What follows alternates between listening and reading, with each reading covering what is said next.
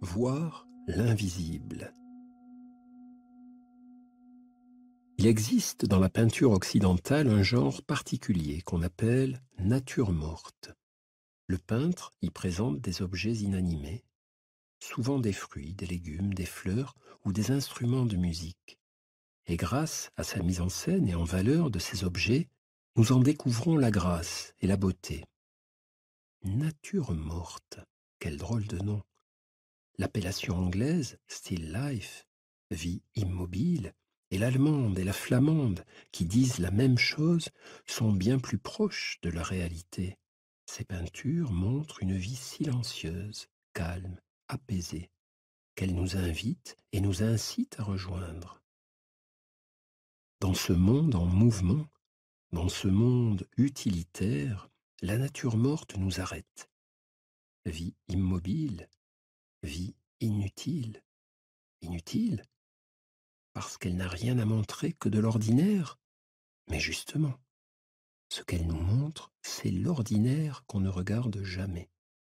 Et si l'on regarde, on voit de la simplicité en majesté, une présence intense derrière l'immobilité. Si l'on regarde, on voit que même ce qui ne clignote pas, ne bouge pas, ne scintille pas, ne fait pas de bruit, peut avoir de l'intérêt et de l'importance. Si l'on regarde, on voit qu'il y a de la beauté, de l'intelligence et même de la grâce dans le simple, l'accessible, le disponible.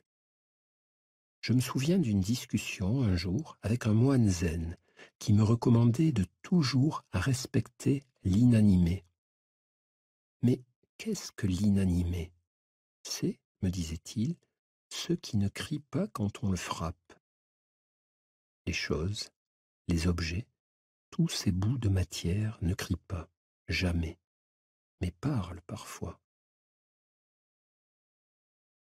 Leçon des choses. Vivre en pleine conscience, c'est prendre le temps de contempler, d'être touché par les objets, ceux que l'on croise chaque jour et que l'on oublie parce qu'à force de les voir, on ne les voit plus. Les laisser entrer en nous, entrer en eux, abolir les limites, être eux et les laisser nous prendre et nous fasciner, sans but.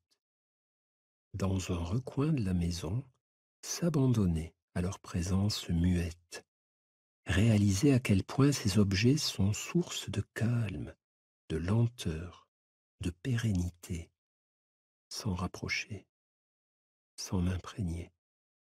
Écouter comme ils nous murmurent de résister à l'activation, faire, faire, et à l'accélération, vite, vite, ces deux mots modernes.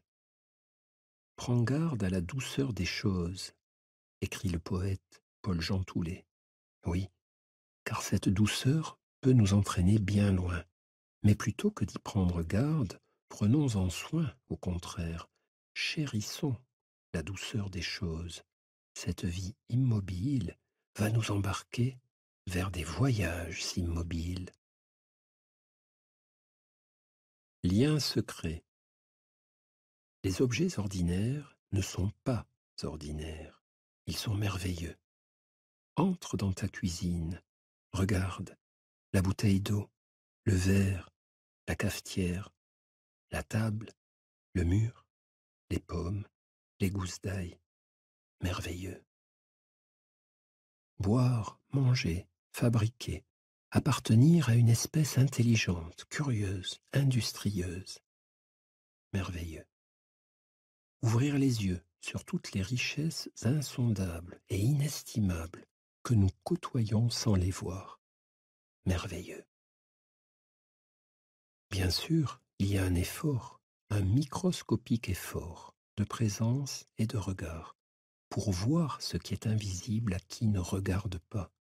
Voir que nous ne sommes jamais seuls, mais au cœur de 1000 liens.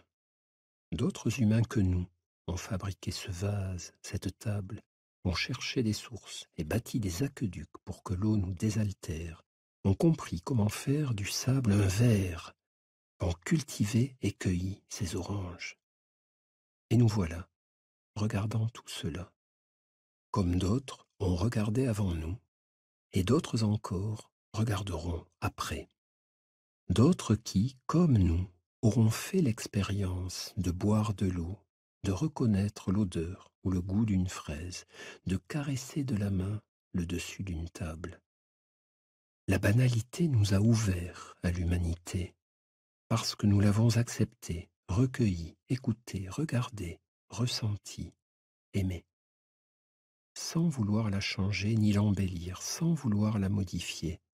Telle qu'elle est, nous l'avons contemplée, et nous nous sommes sentis vivants, humains et réjouis, heureux d'être là, dans ce recoin de cuisine, avec ces objets ordinaires, heureux, tout doucement, de ces connexions à la nature, aux humains, à notre histoire.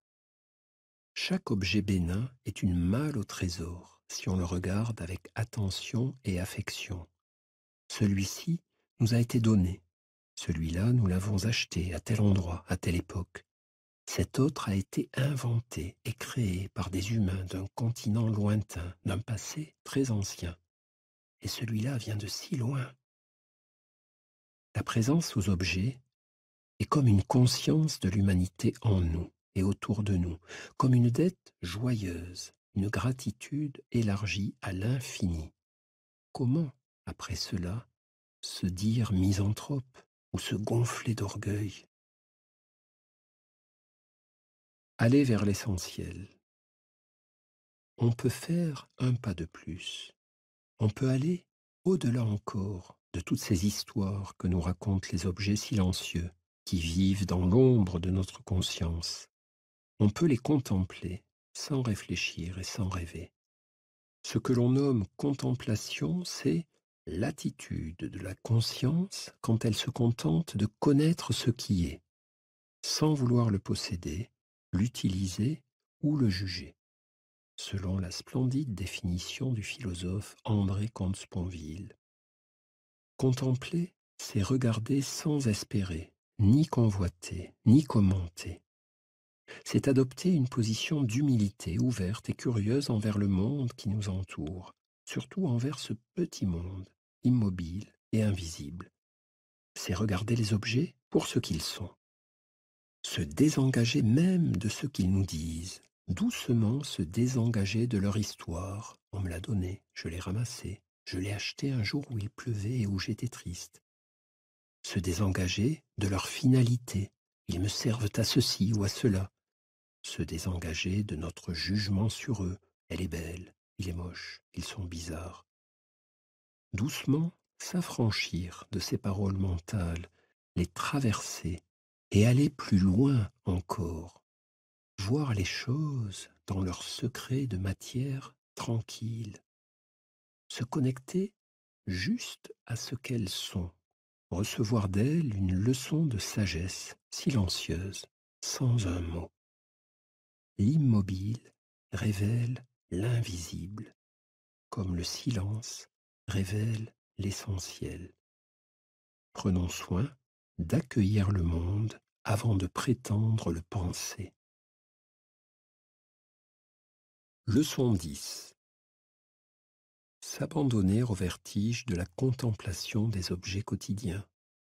Une noix, une chaussure, un brin d'herbe, un téléphone. Sans m'approcher, les observer. Se laisser d'abord gagner par tout ce qu'ils peuvent nous dire. Tant d'intelligence et tant d'efforts les ont conduits à exister. Tant d'histoires les ont conduits là, devant nous, dans nos vies.